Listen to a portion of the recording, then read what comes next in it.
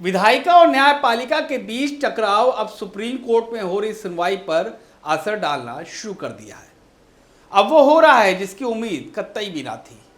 उपराष्ट्रपति जगदीप धनखड़ हो या फिर सांसद निशिकांत दुबे या फिर सांसद दिनेश शर्मा, सभी ने सुप्रीम कोर्ट को अपने अपने हिसाब से जमकर सुनाया और न्यायपालिका को उनकी हद भी समझा दी। लेकिन इस बार सुप्रीम कोर्ट खामोश नहीं बैठी और इन सबको उनकी ही ज़बान में समझा भी दिया और अपनी गरिमा भी महफूज रखी।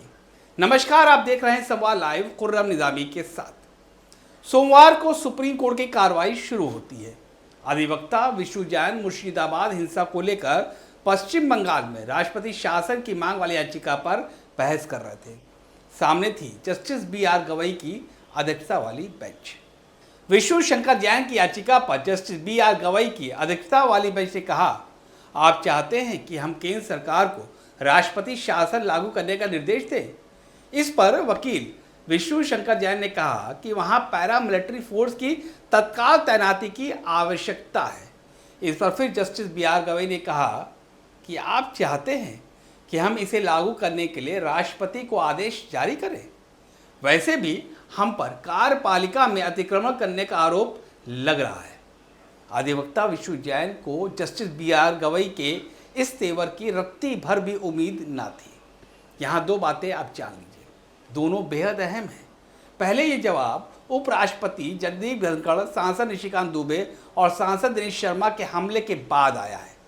दूसरा, जस्टिस बी.आर. गवई का नाम अगले सीजीआई के लिए भेजा जा चुका है, यानी वो इस देश के अगले सीजीआई होंगे। जस्टिस गवई का ये तेवर मोदी सरकार के लिए एक साफ संदेश के तौर पर भी देखा जा सकता है। न्यायपालिका ने अपने मन की बात तो कोर्ट में कह दी है, अब देखना होगा कि विधायिका इसको कितनी गंभीरता से लेती है। अगर आपको ये कोशिश बेहतर लगी तो इस रिपोर्ट को लाइक और शेयर कीजिएगा। अगर आपने अभी तक हमें सब्सक्राइब नहीं किया है तो जल्द कर लीजिए। अगर कोई राय है तो कमेंट कीजिए। फिलहाल हमें दीजिए इजाज़त। नमस्कार।